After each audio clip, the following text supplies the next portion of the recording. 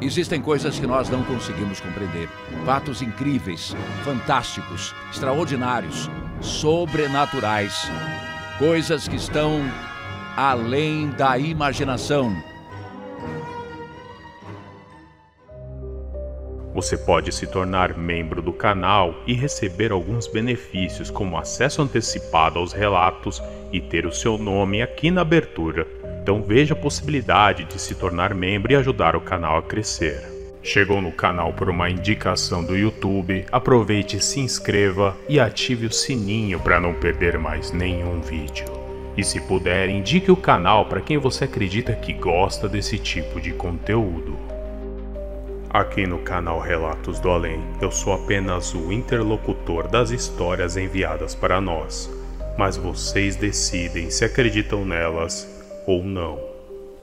Clique em curtir e compartilhe em suas redes sociais. Relato: turno da noite no edifício Martinelli, em São Paulo. Olá, anfitrião, como vai? Meu nome é Gilberto e moro em São Paulo, capital. Hoje tenho 47 anos, mas o que eu vou contar aconteceu comigo em 2015 e realmente me marcou demais, pois vi coisas que poucas pessoas iriam acreditar, mesmo que estivessem na sua frente. Quando eu aceitei aquele trabalho, jamais imaginei que veria as coisas mais assustadoras da minha vida. E olha que eu trabalhei como investigador particular, o que me levou a várias situações bem inusitadas, mas nada perto do que vivenciei no edifício Martinelli. Enfim, eu vou contar o que aconteceu. Como eu cresci na periferia de São Paulo, eu vi muitas coisas no decorrer da minha vida. Eu confesso que só não caí no mundo do crime por conta da educação que eu tive e um pouco de sorte, pois vários amigos foram levados por esse caminho. Mas eu me esforcei muito para seguir o caminho correto e quando eu fiz 19 anos, resolvi tentar entrar para a polícia militar. Naquela época, era uma das poucas alternativas para um jovem da periferia apenas com o 2º grau da escola. A minha mãe era contra, pois tinha medo que algo ruim acontecesse comigo, ainda mais morando em um bairro que eu morava. Os policiais não eram bem vistos naquelas ruas, mas eu resolvi fazer o concurso assim mesmo. Eu cheguei a passar, mas um pouco antes de começar o treinamento, algo muito triste aconteceu com um amigo meu, que acabou morrendo por uma bala perdida que saiu da arma de um policial em um tiroteio perto do bairro que eu morava. O meu amigo apenas passava perto do lugar.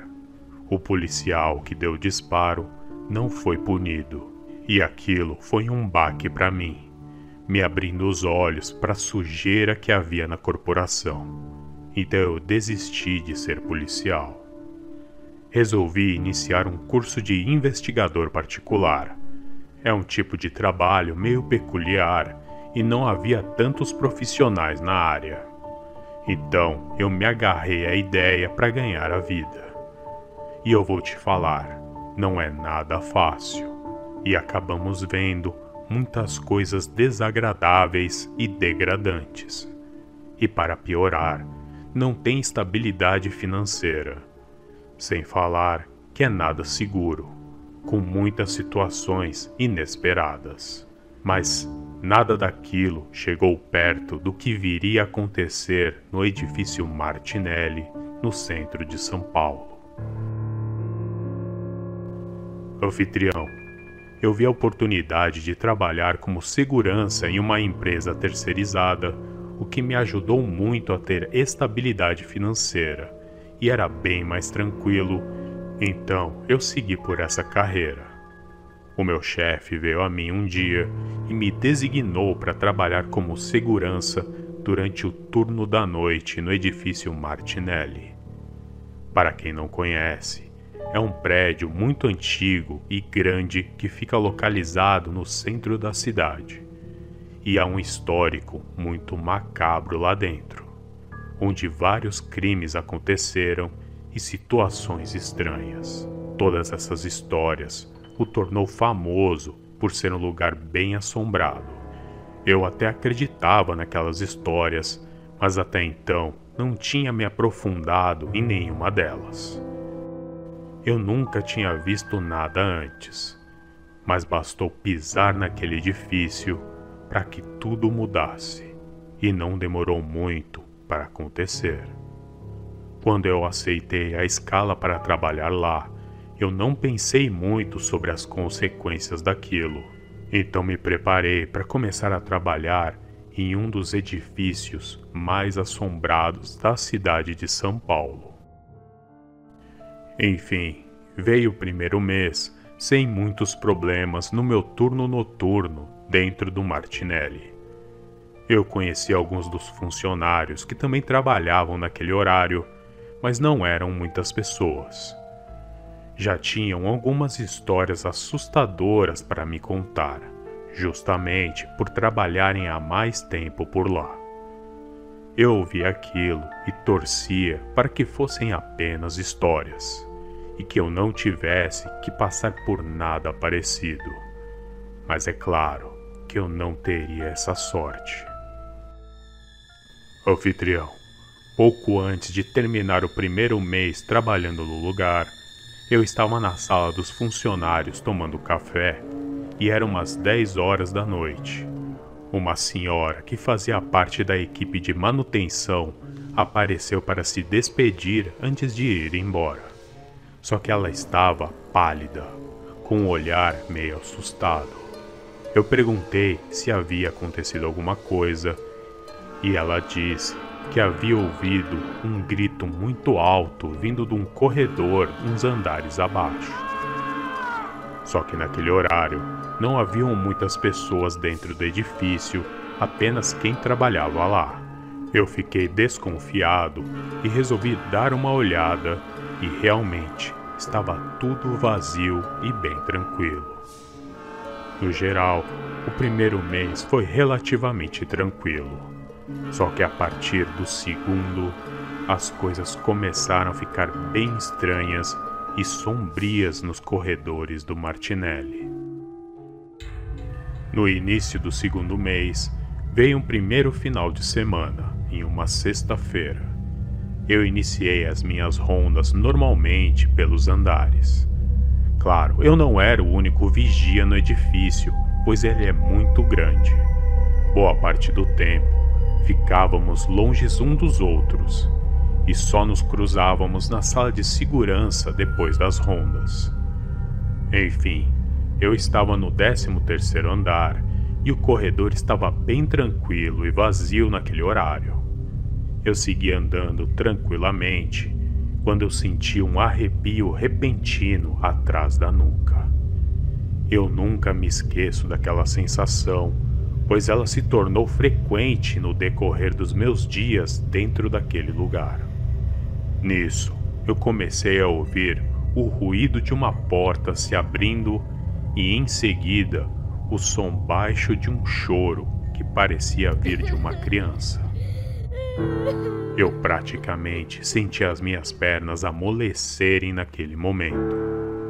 Eu não era de me assustar com bandido, mas aquilo foi de gelar a alma. Eu fui andando e já pensava que poderia ser alguém querendo pregar uma peça em mim.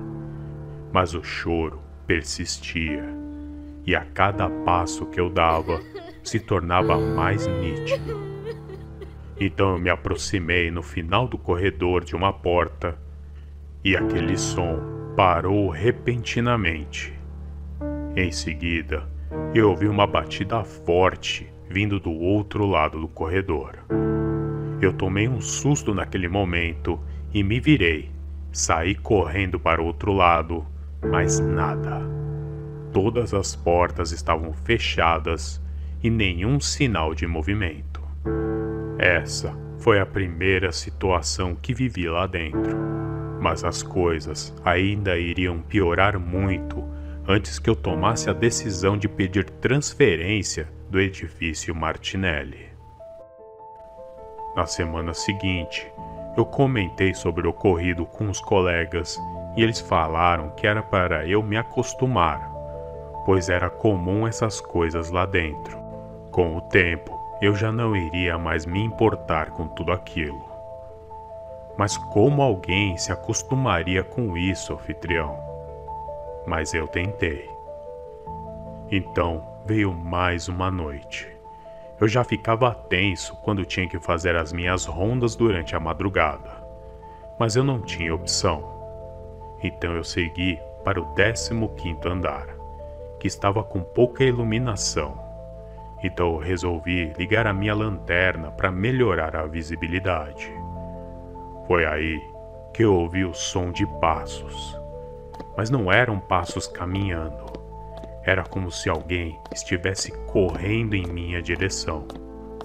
Na hora, eu realmente pensei se tratar de um invasor. Eu até saquei a arma e fiquei parado esperando que alguém aparecesse.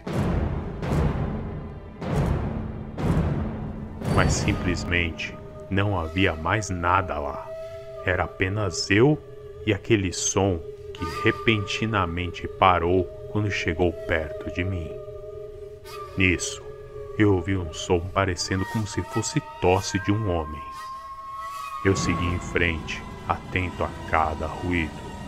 Então eu percebi que o som parecia estar vindo de trás de uma porta fechada. Eu tentei abrir, mas estava trancada. Eu estava sem as chaves daquele andar. Então me restou apenas bater na porta e perguntar se havia alguém. Mas tudo silenciou novamente. Eu insisti por mais algumas vezes, mas percebi que aquilo era perda de tempo. Como os meus colegas haviam me alertado, aquilo fazia parte do dia a dia, e eu teria que me adaptar ou sair de lá.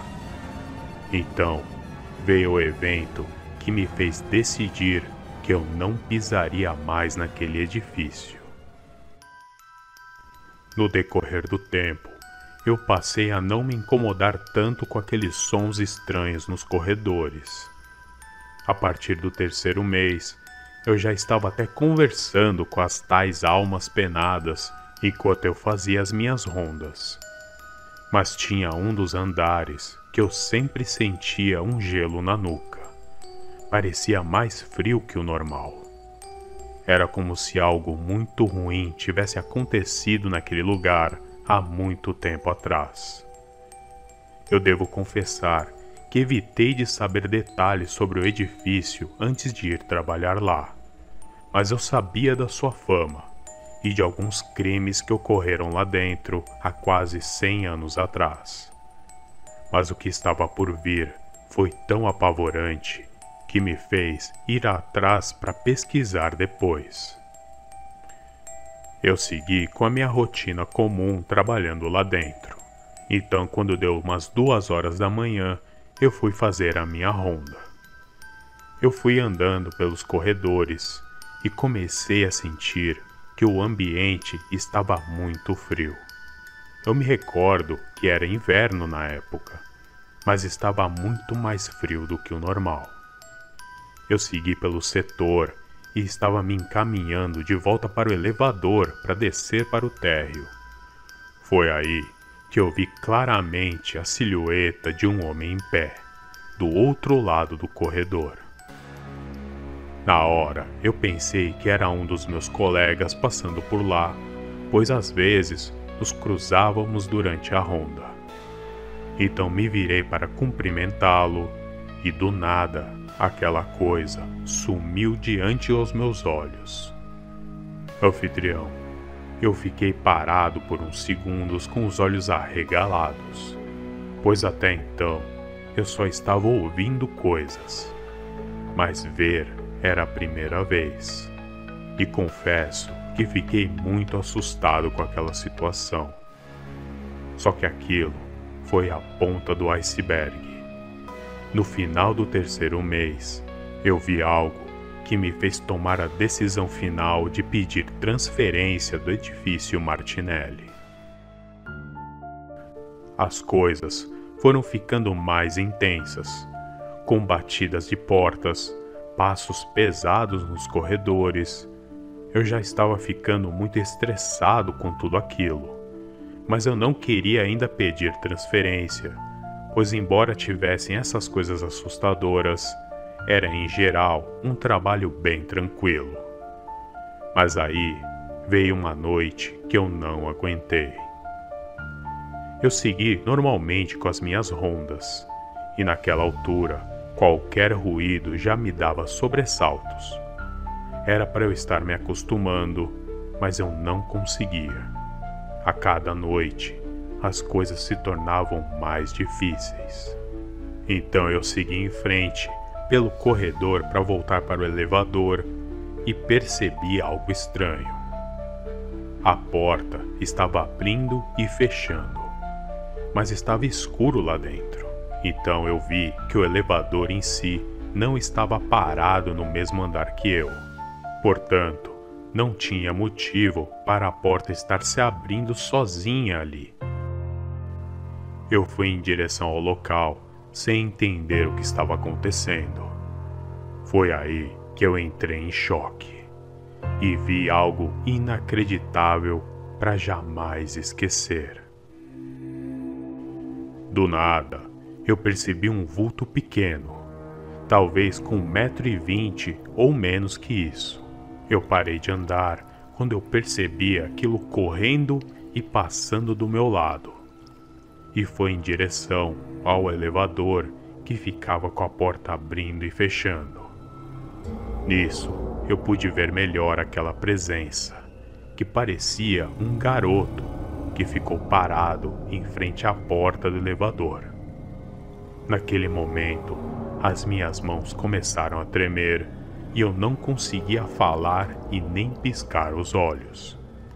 Foi aí que veio a cena mais sinistra da minha vida. Do nada, aquela aparição se virou e deu um grito. Em seguida, correu em direção ao poço do elevador e a porta se fechou rapidamente. Naquele momento, eu desabei. Comecei a chorar. Eu nunca me esqueço do desespero que eu senti ao ver aquela cena.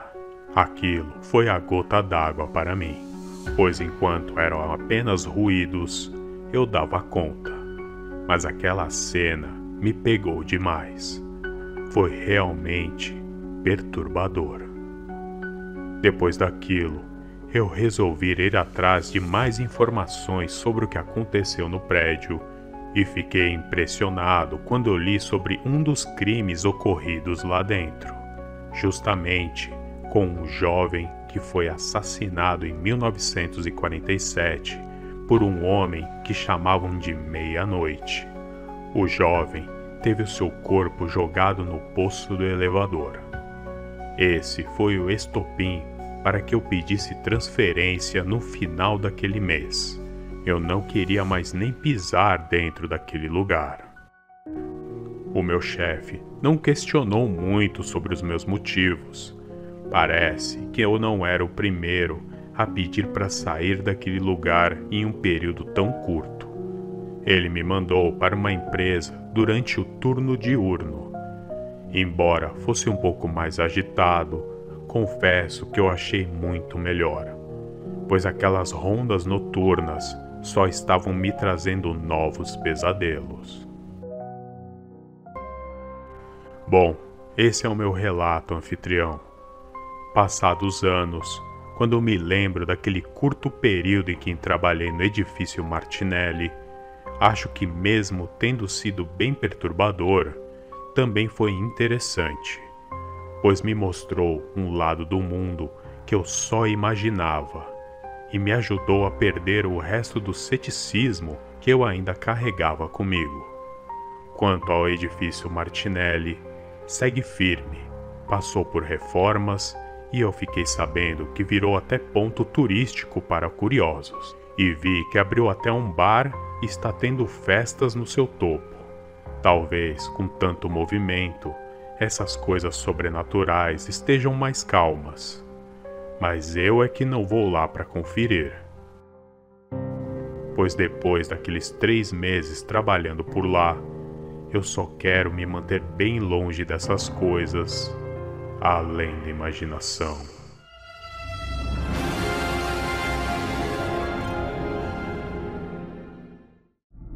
Relato: Ataque de lobisomem em Campo Grande, narrado por Cícero Augusto.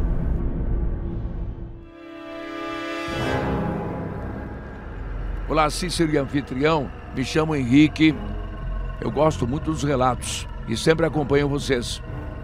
Esse relato que eu envio hoje foi uma história que saiu num jornal, uma notícia extraída de um jornal publicado no ano de 1995. Portanto, são fatos registrados. Eu sei que muita gente não acredita na existência do inexplicável, do extraordinário e do sobrenatural. Mas quando vi essa matéria num jornal antigo, imediatamente pensei em enviá-la para vocês contarem para as pessoas. Eu creio que todos que acompanham os relatos irão apreciar. Então, vamos aos fatos. A história é do Wilson Dourado de Paula, que era conhecido jogador de futebol profissional da cidade de Campo Grande, no Mato Grosso do Sul. Segundo ele, após essa aterrorizante experiência, ele decidiu não mais sair de casa à noite, ao menos até a chegada da Páscoa, quando termina o período da Quaresma. O motivo, segundo ele, Cícero, foi o encontro que ele teve com um lobisomem num final de semana que até então seria como qualquer outro. Wilson, um ex-atacante do Esporte Clube Comercial de Campo Grande, tinha 23 anos na época e com 1,74 m de altura e um bom físico de quem, além de jogar futebol, ainda era um dedicado lutador de capoeira, ele viveu tudo isso. Mas nem isso ajudou nos momentos mais apavorantes e, segundo ele mesmo, não teria encontrado forças e nem domínio emocional para sequer acertar uma pedrada naquela criatura demoníaca que o perseguiu por mais de 200 metros.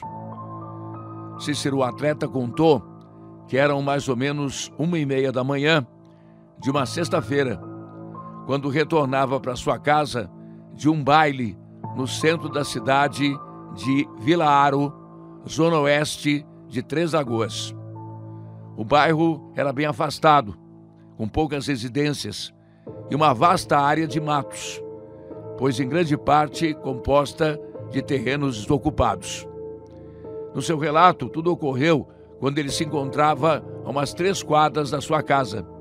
Ele ficou primeiro curioso com o comportamento de alguns cães da rua que vagavam ali perto. Nas suas palavras, os animais latiam, olhando na direção de um pequeno matagal e de uma forma muito estranha. Nesse momento, ele achou que fosse algum casal de namorados, que talvez tivessem sido surpreendidos pela cachorrada. Mas, para o seu total terror, o que ele viu foi algo que jamais sairia da sua mente. O que estava oculto na escuridão era uma coisa meio bicho, meio gente, que repentinamente partiu para cima dele de maneira furiosa e assustadora.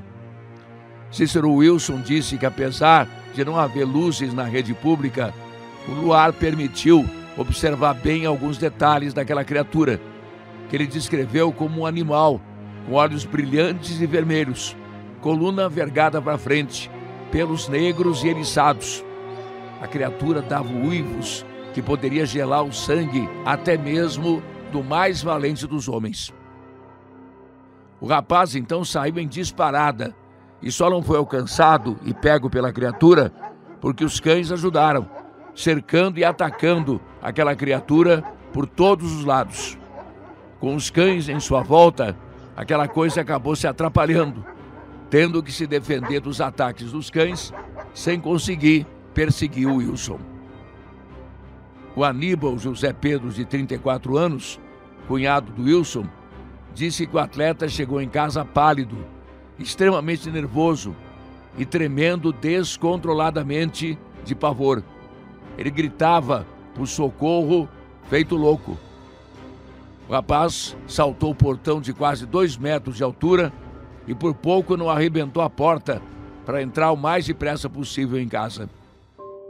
A sua irmã Maria Neuza ficou até às 4 da manhã conversando e tentando acalmá-lo, enquanto Aníbal vasculhava o quintal e a frente da casa em busca de algum vestígio da tal criatura, descrita pelo cunhado, que não se cansava de repetir que havia sido atacado por um lobisomem e que, mesmo que não acreditassem nele, tudo era a mais pura verdade.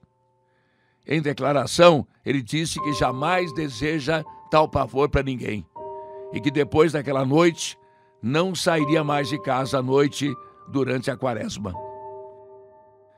Sabe, Cícero, depois de ler um relato desses no jornal, eu acabei me lembrando do que as pessoas mais velhas diziam. Quem anda muito só e costuma desaparecer, principalmente nas noites de sexta-feiras. Esse ditado veio do Dirceu Arruda, de 52 anos, que afirma que quando morou durante 10 anos na Fazenda Santo Antônio, localizada no município de Castilho, soube de um morador que todos suspeitavam se transformar num bicho durante a quaresma. Segundo ele, conhecia o sujeito que sempre negou a acusação, sempre com um sorriso amigável, mas que afirmava acreditar na existência dessas criaturas conhecidas como lobisomens. Ele afirmou que as pessoas que moravam na iluminação da cidade nunca acreditariam nisso, mas nas zonas rurais e afastadas, fazendas, sítios, se pode verificar melhor o efeito da escuridão. Quando o dia dá lugar às sombras da noite, as coisas inexplicáveis surgem para provar que o mal está mais próximo do que gostaríamos. Cícero, para encerrar, segundo as palavras de um pastor, são seres das trevas e obras do próprio demônio que por vezes se disfarçam até mesmo de anjos para iludir inocentes. Então, não é de duvidar que ele assuma a forma de uma criatura macabra como essa. Uma coisa é certa, quando se trata desses mistérios, eu sei que muito pode ser dito em meio a inúmeros relatos mundo afora. Alguns se misturam a lendas e ficção, mas uma coisa todos temos que concordar: sempre serão coisas inexplicáveis, além da imaginação.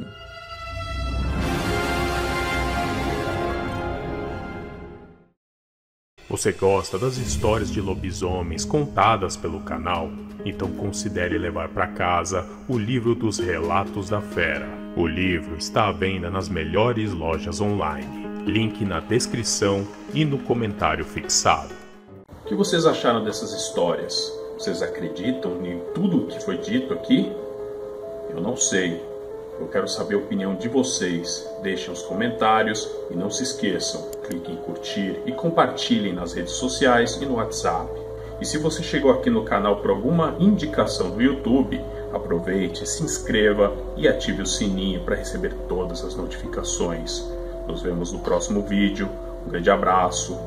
Até mais. Continue vendo os melhores relatos além da imaginação nessas recomendações na tela.